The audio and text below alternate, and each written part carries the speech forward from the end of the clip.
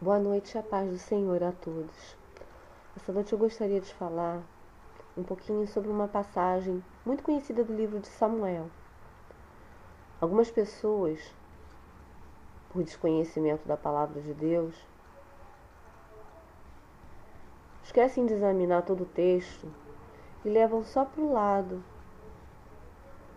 da bênção.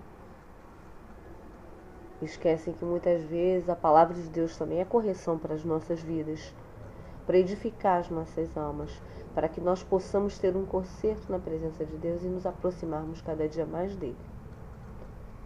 No livro de 1 Samuel, no capítulo de número 7, a história nos conta do momento em que estavam sendo levada a arca do Senhor e que o povo de Israel naquele momento estava em desobediência diante de Deus. Eles colocavam deuses estranhos, cultuavam outros deuses e ao mesmo tempo também faziam toda sorte de coisas que desagradam ao nosso Deus. Então vamos ao texto. Diz assim, a partir do versículo 1 do livro de Samuel, 1 Samuel, no capítulo de número 7. Diz assim: Então vieram os homens de Quiriate-Jearim e levaram a arca do Senhor e a trouxeram à casa de Abinadab, no outeiro, e consagraram a Eleazar, seu filho, para que guardasse a arca do Senhor. E sucedeu que desde aquele dia a arca ficou em Quiriate-Jearim. E tantos dias se passaram, até que chegaram 20 anos, e lamentavam toda a casa de Israel pelo Senhor. Então falou Samuel a toda a casa de Israel, dizendo: Se com todo o vosso coração vos converterdes ao Senhor e tirar dentre vós os deuses estranhos, os astarotes, e preparai o vosso coração ao Senhor, e servir a Ele só, e vos livrará da mão dos filisteus. Então os filhos de Israel tiraram dentre si os Balaíns e os Astarotes, e serviram só ao Senhor. Disse mais Samuel: Congregai a todo Israel em Mispá, e orarei por vós ao Senhor. E congregaram-se em Mispá, e tiraram água, e lhe a derramaram perante o Senhor. E jejuaram aquele dia, e disseram ali: Pecamos contra o Senhor. E julgava Samuel os filhos de Israel em Mispá. Ouvindo, pois, os filisteus que os filhos de Israel estavam congregados em Mispá, subiram os maiorais dos filisteus contra Israel. O que, ouvindo os filhos de Israel, temeram por causa dos filisteus. Por isso disseram os filhos de Israel a Samuel: Não cesses de clamar ao Senhor, nosso Deus, por nós, para que nos livre das mãos dos filisteus. Então tomou Samuel com um cordeiro de mama e sacrificou-o inteiro em holocausto ao Senhor. E clamou Samuel ao Senhor por Israel, e o Senhor lhe deu ouvidos. E sucedeu que, estando Samuel sacrificando o holocausto, os filisteus chegaram à peleja contra Israel. E trovejou o Senhor aquele dia com grande estrondo sobre os filisteus, e os confundiu de tal modo que foram derrotados diante dos filhos de Israel. E os homens de Israel saíram em Mispá, e perseguiram os filisteus e os feriram até abaixo de Betcar. Então tomou Samuel uma pedra e a pôs entre Mispá e Sem, e chamou-lhe Ebenezer, e disse: Até aqui nos ajudou o Senhor. Assim os filisteus foram abatidos e nunca mais vieram aos termos de Israel, porquanto foi a mão do Senhor contra os filisteus todos os dias de Samuel, e as cidades que os filisteus tinham tomado a Israel foram-lhe restituídas, desde Ecrom até Gate, e até os seus termos de Israel arrebatou da mão dos filisteus, e houve paz entre Israel e entre os amorreus. E Samuel julgou a Israel todos os dias de sua vida, e ia de ano em ano, e rodeava a Betel e a Gilgal e a Mispá, e julgava a Israel em todos aqueles lugares. Porém voltava a Ramá, porque estava ali a sua casa, e ali julgava Israel, e edificou ali um altar ao Senhor. Irmãos, Vamos voltar desde o início. Como nós já havíamos falado, o povo de Israel, ele encontrava-se em desobediência na presença de Deus.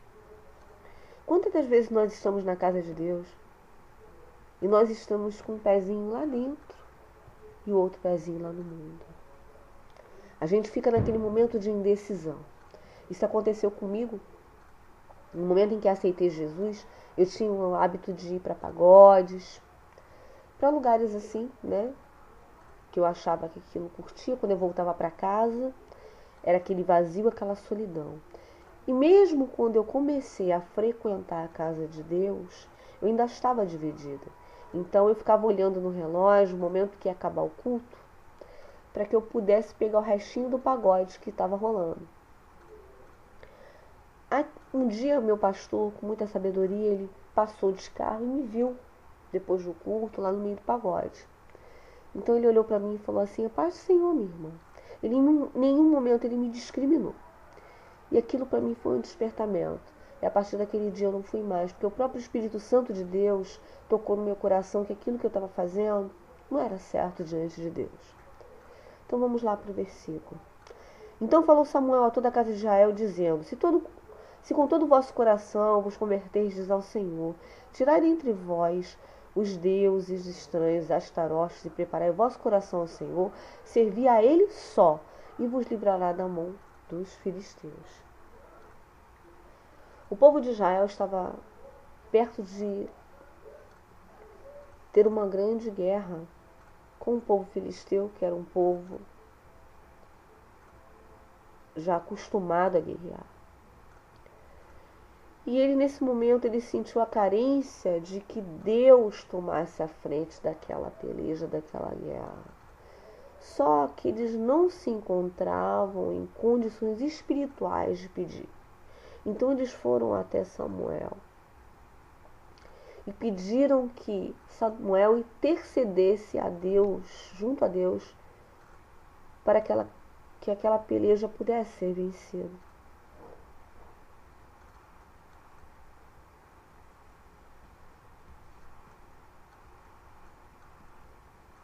Samuel ele resolveu interceder a Deus, mas ele fez uma observação.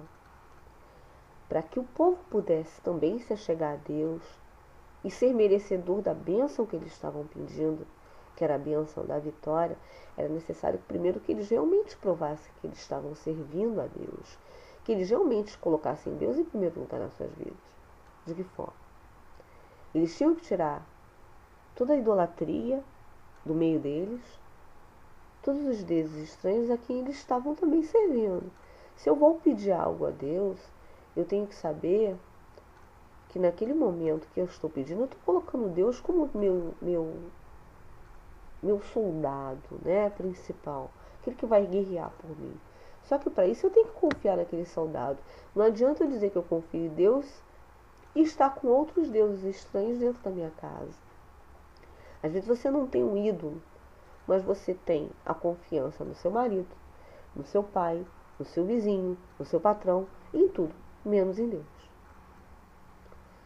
Agora vamos para o próximo versículo. Então os filhos de Israel tiraram dentre si os Balaíns, os Astarotes, e serviram só ao Senhor. Quer dizer, eles tomaram uma posição de obediência. Disse mais Samuel: Congregai a todo Israel em Mispa e orarei por vós ao Senhor. Congregai todo Israel. O que ele estava falando aqui? Era necessário que o povo estivesse no momento de união. Tem um ditado que diz que a união faz a força. Isso é real, isso é realidade. Quando você está numa casa, numa família que está dividida, você está enfraquecido naquele local. É onde o inimigo entra e faz morada. Por quê? Porque está sendo dado uma brecha. Então, Samuel, ele fez questão de falar com o povo que era necessário que o povo congregasse junto, que o povo estivesse na mesma ligação. É como se fosse uma carruagem puxada por dois cavalos. Se um puxa para um lado, para o outro puxa para o outro, aquela carruagem ela vai abrir ao meio. Bom, continuando.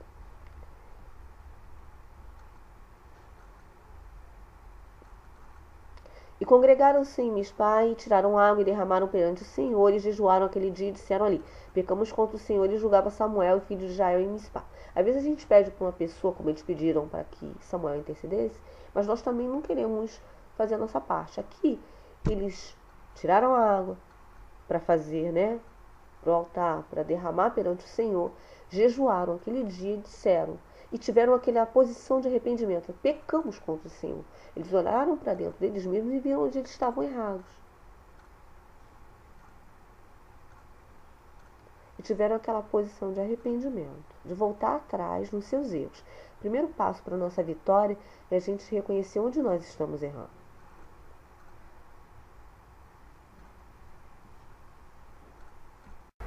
Agora, prosseguindo, versículo de número 7, que nos fala assim: ouvindo, pois, os filisteus que os filhos de Israel estavam congregados em Mispá, subiam os maiorais dos filisteus contra Israel. O que, ouvindo os filhos de Israel, temeram por causa dos filisteus. Aí nós vemos duas coisas, né? Às vezes a gente se detém, né, sabendo que o inimigo ele é muito forte e que está vindo contra nós. Só que se nós temos um Deus por nós, nós temos que confiar, assim como Samuel confiou. E tem um outro ponto-chave desse versículo, né? Que estavam congregados em Mispá, subiam a maioria dos filisteus contra Israel. Então, naquele momento em que você se dispõe a fazer alguma coisa na obra de Deus, você pode ter certeza que o inimigo vai tentar te impedir de alguma forma. Agora vamos para o versículo de número 8. Por isso disseram os filhos de Israel a Samuel: não cesses de clamar ao Senhor nosso Deus por nós, para que nos livre das mãos dos filisteus, né? Aqui os filhos de Israel estavam aqueles crentes carona. Ou 6 horas, o crente 6 horas, 6 horas por mim, né? Às vezes a pessoa não quer orar por si mesma, aí fica pedindo aos outros para que ore.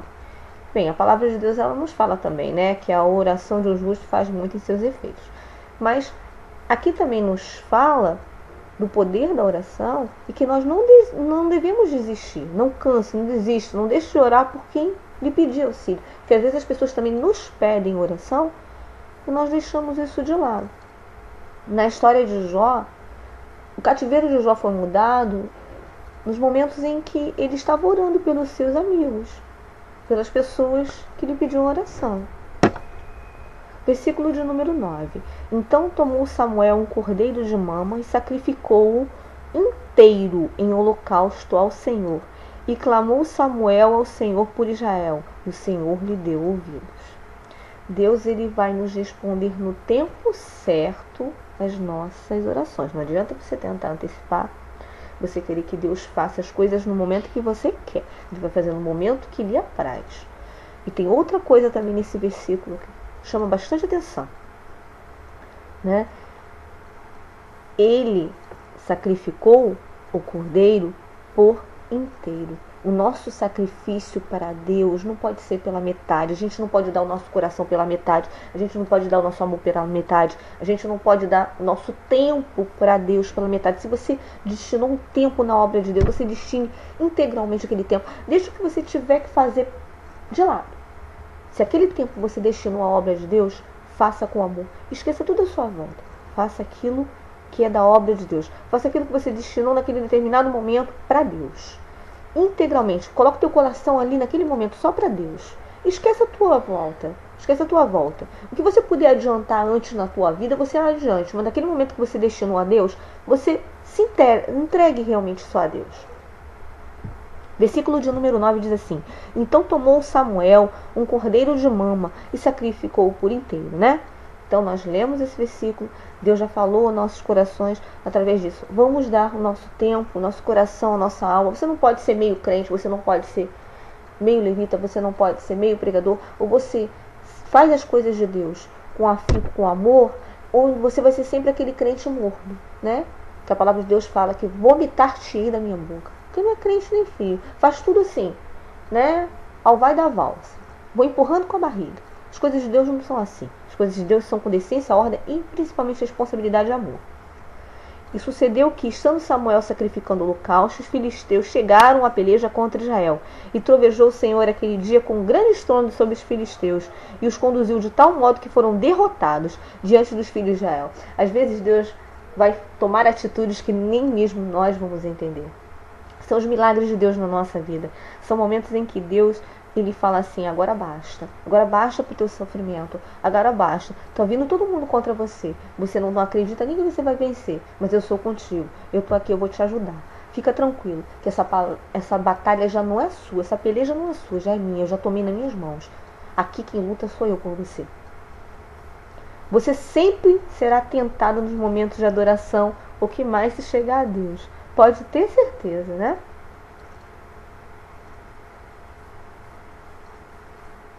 Mas pode ter certeza também que você é mais do que vencedor na presença de Deus.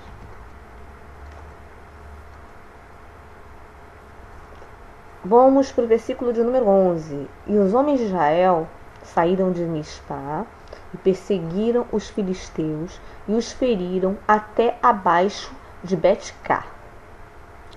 Se você resistir ao inimigo nos momentos de tentação, ele fugirá e você vai vencer a batalha.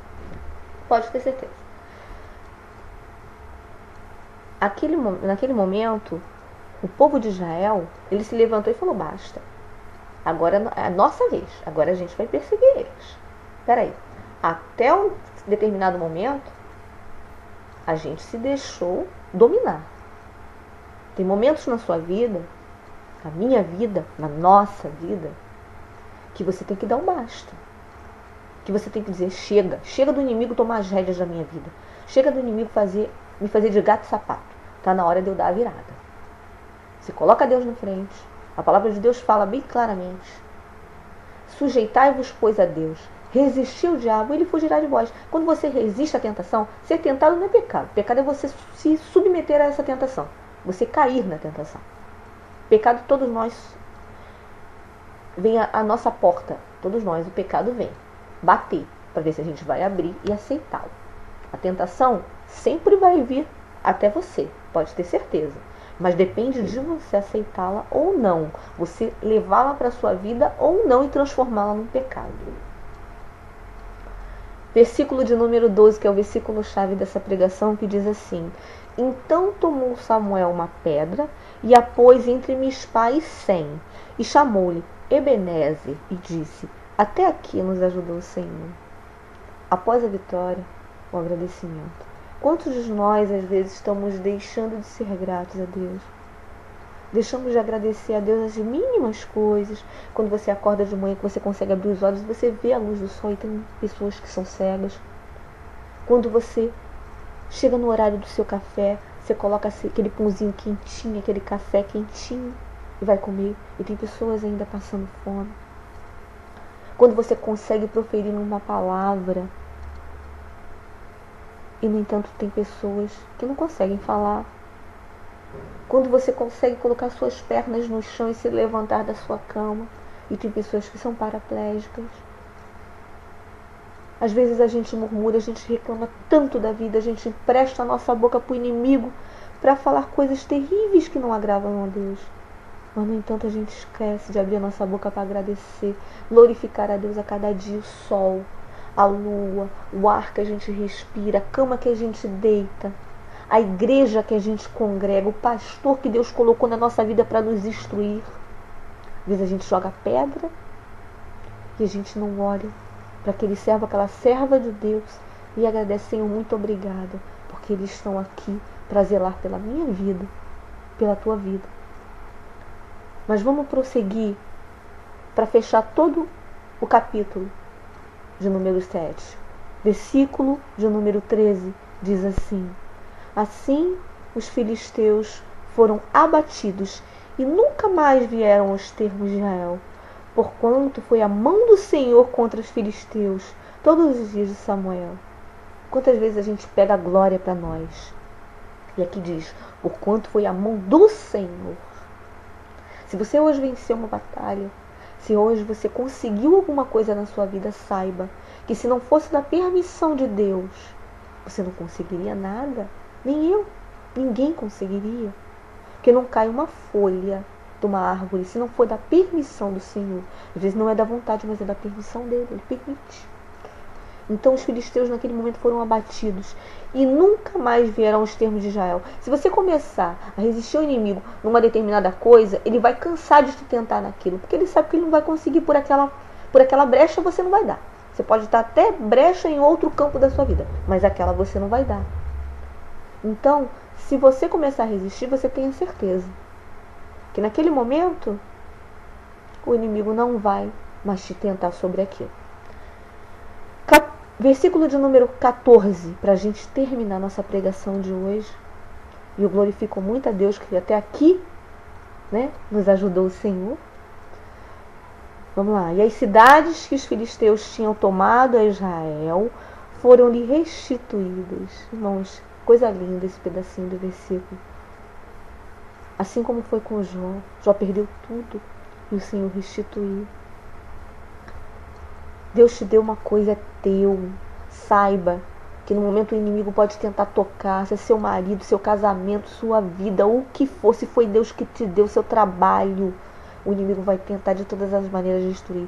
Mas Deus vai restituir, porque foi Ele. E nada da sua vida, nenhum campo da sua vida poderá ser destruído. Porque foi Deus quem deu, só Ele pode tirar. Desde Ecrom até Gate, e até os seus termos Israel arrebatou da mão dos filisteus, e houve paz entre Israel e entre os amorreus. Você já viu que às vezes você está num momento de muita angústia,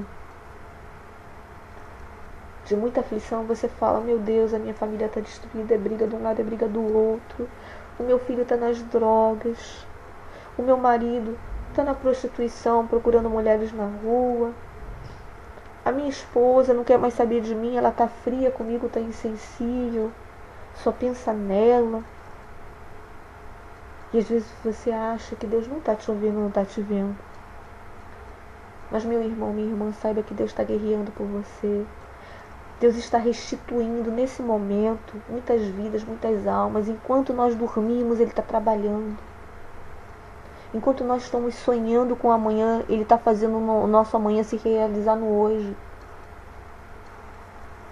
Enquanto nós estamos aqui pregando, tem muitas almas que estão se convertendo ao Senhor, aceitando a Jesus e colocando Ele como seu único e suficiente Salvador. E se nesse momento você está ouvindo e você ainda não aceitou Jesus, saiba que Jesus é aquele que peleja as suas guerras. Coloca Ele de frente na sua vida na batalha, coloca Ele de frente na sua vida nos seus negócios, no seu casamento, no seu trabalho, na sua escola, onde quer que seja. Mas acima de tudo, coloca Ele de frente no seu coração, para que você possa sentir qual é a boa, perfeita vontade de Deus na tua vida. E você saiba que esse vazio que você pode estar sentindo hoje, só o Senhor pode preencher. Eu agradeço a minha oportunidade. Em nome de Jesus, peço aos irmãos que continuem orando por mim. Eu não sou pregadora, eu sou apenas uma serva de Deus, que está aqui, pronta a fazer a vontade do meu Deus.